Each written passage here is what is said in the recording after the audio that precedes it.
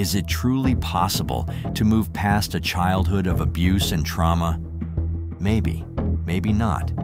But in the case of Brandon Allen Kendrick III, it might have led to an unimaginable act of violence that left 4 children dead. This is the story of a man who barely escaped an abusive home with his life, managed to start fresh with a family of his own, but then tore it all down in an incident that police officers still haven't been able to understand. In today's case, we'll explore the sequence of events that led up to this tragedy that rocked a quiet Alabama county to its core. Let's wind the clock back to Kendrick's childhood, where this violent story begins. Born in 1992, Kendrick didn't have the kind of comforts that kids need. Instead of a warm, loving home, the future criminal had to deal with an endless series of sexual, physical, and emotional abuse. By the age of 12, Kendrick was already showing signs of extreme mental and physical distress. He weighed just 59 pounds, about 2/3 as much as other boys his age. Later on in life, the culprit would be diagnosed with severe schizophrenia, which might have manifested in him hearing voices and seeing things that weren't there. It's hard to imagine just how scary this was for a 12-year-old, especially one that felt so unsafe in his own home. However, there was one brief ray of hope for Kendrick. His grandfather, Reverend Allen Kendrick, was a well-known pastor at the Oasis of Praise Church in McCalla, Alabama. Once he realized how much the boy was suffering, he was able to get Kendrick out of his abusive home and become his primary caregiver. This escape gave the boy a chance at living a normal life, but as we'll soon reveal, the mental scars left by the abuse weren't going to fade away so easily. He'd been saved from his abusive home, and when his mental health symptoms became too great to ignore, his grandfather took him to a medical professional. The psychiatrist prescribed 9 different antipsychotics to calm Kendrick's stormy mental state, but something happened when he turned 18 that ruined all of his progress. The government suspended his disability benefits. His grandparents just didn't have the money to afford the meds, and without the support of Medicaid, Kendrick had to deal with a disastrous come-down. His symptoms would have started spiraling out of control. His delusions would have become impossible to differentiate from reality.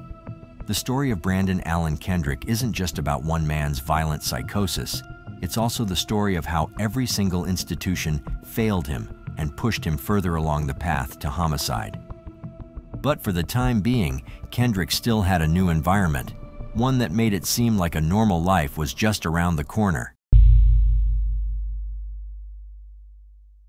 Despite the sudden Medicaid suspension, life seemed to settle down for Kendrick after he moved into his grandfather's peaceful rural property in West Blockton, Alabama. There was plenty of room for him to run around and act like a kid again, and he had guardians that actually cared about his well-being for a change. On his 13th birthday, Kendrick was even able to go to a restaurant for the very first time. Years went by and the growing teenage boy finally started getting interested in dating girls. Although there is some evidence that things didn't go as well as he'd hoped. When he was 26 years old, he ended up marrying a woman named Kelsey, who was just 18 years old at the time. Though an age gap of 8 years isn't completely out of the ordinary, it's strange that a grown man decided to wed a teenager fresh out of high school. Was Kendrick simply unable to relate to people his own age? Had his childhood trauma somehow stunted his emotional development? We may never know, but the fact that he married someone who had only recently become a legal adult points to something unsettling in his psyche. What's even stranger is that Kendrick and Kels had their first child, Caleb, when she was 18. This seems to suggest that their relationship began when she was even younger. Granted, the age of consent in Alabama is 16 years old, but it's incredibly disturbing to think of a man in his mid-20s trying to romance a high school student. One thing we do know is that Kendrick's mental health problems hadn't gone away. He still had severe schizophrenic episodes, which can potentially cause moments of extreme paranoia. While in those states, Kendrick might have seen everyone as an enemy. He might have thought his own wife was out to get him. things would only get worse from that point on, but it didn't have to be this way.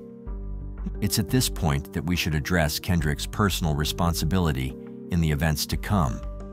Even though he'd been taken off Medicaid at 18, he was able to get a new prescription that allowed him to get back on his meds. The only problem was, he often refused to take them. This led to increasingly violent episodes where Kendrick became outright abusive towards his wife and children. Though the abuse never became sexual, it was clear that Kendrick was playing out the physical violence he'd been subjected to as a young boy. As a result of his erratic behavior, Kelsey and Kendrick were allegedly going through a separation. This only made his violent tendencies even worse. He was repeating the cycle, and in 2024, things would reach a bloody climax. On July 18, 2024, Kelsey went out with her two children, 6-year-old Caleb and 2-year-old Kinley, to celebrate her nephew Colton Daniels' birthday. Colton was turning 9 years old, but his parents weren't able to take him or his 6-year-old sister Haley out to celebrate. This was because his mother, 35-year-old Jessica Morrow, was having a major surgery the next day. She had to prepare for the invasive procedure, so she asked their Aunt Kelsey to take them out and show them a good time. Due to his unpredictable behavior, Kendrick wasn't really involved in any of the festivities. Instead, he stayed at home and stewed in his emotions.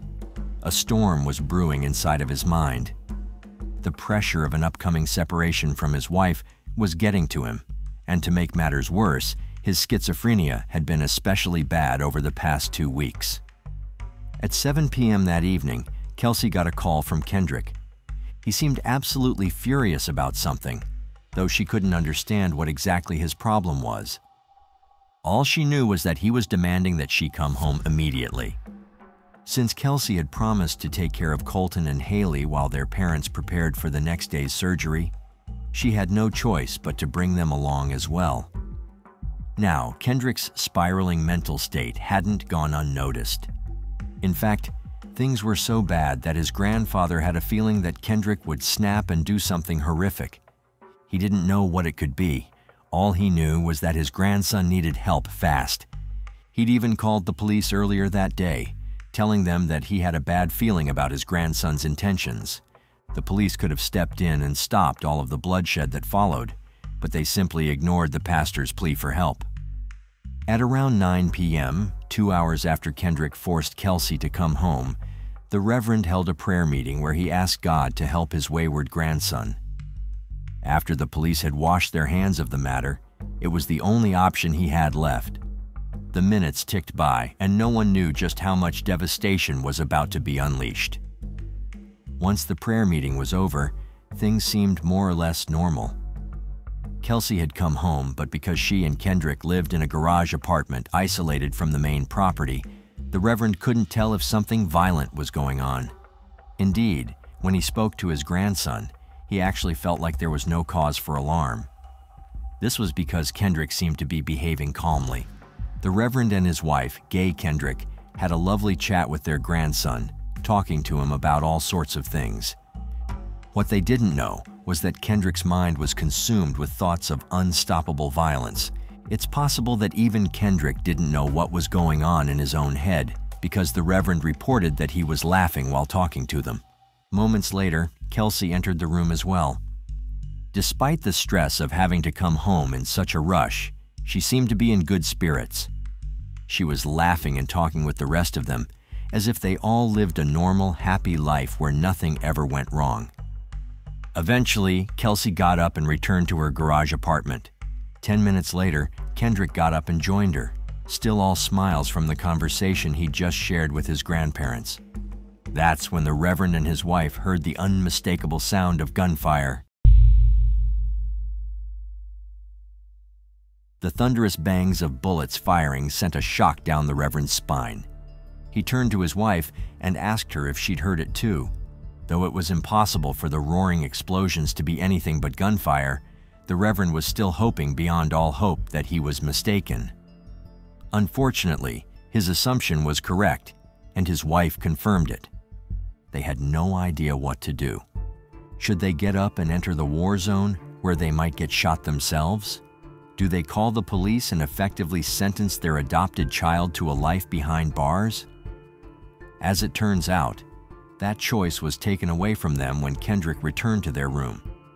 He still had the 9mm pistol in his hands, but for some reason, he seemed completely disoriented. It was as though he had no idea what he'd just done.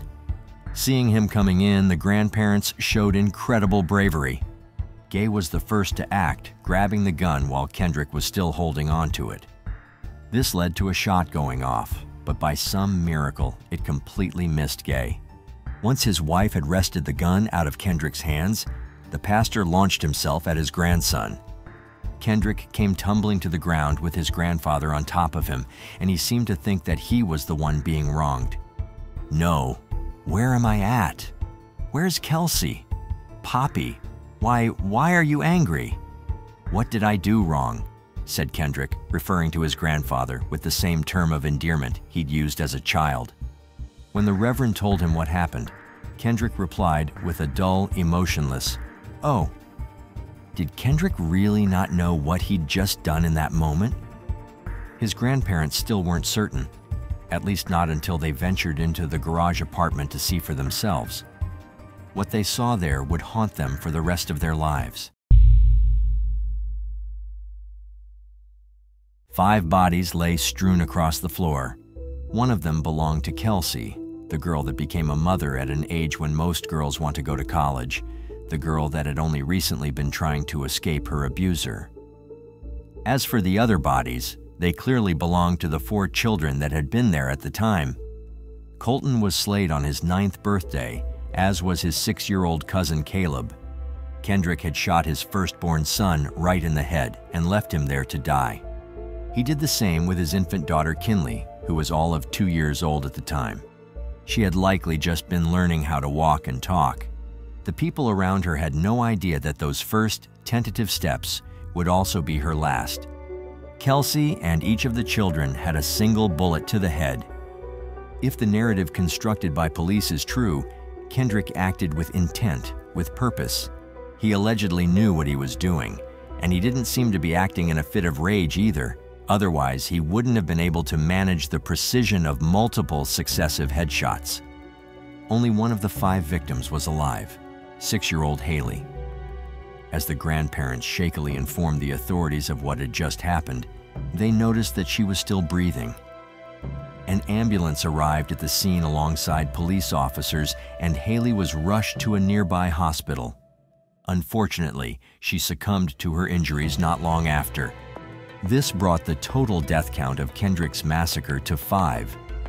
It was one of the worst mass homicides that the quiet Alabama county had ever seen, and it happened in the home of one of the community's most respected members. And the perpetrator might not have been in his senses when he committed this unthinkable act. After calling the police, the Reverend called Bill Morrow, Kelsey's grandfather. He gave him the bad news. Kels and the kids had all been shot in the head. By the time Bill reached the Kendrick residence, the police had already sealed it off as a crime scene. Kendrick was arrested in the early hours of July 19th. With the homicide weapon still lying nearby, complete with Kendrick's fingerprints on them, it was basically an open and shut case. Due to the overwhelming evidence against him, he was held without bond at the Bibb County Jail, where he waited formal charges and a trial. On July 22nd, he was brought to the Bibb County Courthouse, where he once again seemed like he didn't quite know where he was. But he clearly knew that his freedom was on the line. When the judge asked him the question, Kendrick submitted a plea of not guilty by reason of mental illness. This might have been a strategy suggested by his lawyer, but it nevertheless shows that Kendrick was capable of telling right from wrong. Despite the pastor's assertions that Kendrick had been spiraling for a while, the neighbors told a different story. Cameron May, who lived right next door to the Kendricks, said that Kendrick seemed perfectly normal in the lead up to the incident. After skipping out on church for a while, he'd apparently started going again, indicating that he was trying to get closer to God. May spoke about meeting Kendrick at the local Dollar General, where he went about his grocery shopping without a care in the world. Could there really have been a homicidal impulse hidden behind that calm, cheerful demeanor? Was the shooting premeditated, or did Kendrick decide to do it in the spur of the moment? And regardless of that, where did this desire to slay his own wife and children come from in the first place? These are all questions that authorities are struggling to answer, and chances are they won't find these answers anytime soon. With the next court date set for the 26th of September, we'll just have to wait and see what other evidence comes to light. Maybe the story will start to make sense once the prosecutors lay it out in front of a judge, or maybe it'll just make matters all the more confusing. But one thing's for sure, a family was destroyed that night, and the people left behind will have to deal with that loss for the rest of their days. What do you think of this case? Do you think Kendrick will get the sentence he deserves? Or will the judge give him a pass because of his mental illness? Share your thoughts in the comments below. If you want more videos like this, please be sure to like the video, subscribe, and hit the notification bell so you don't miss out on more true crime videos. Take care, and see you in the next one.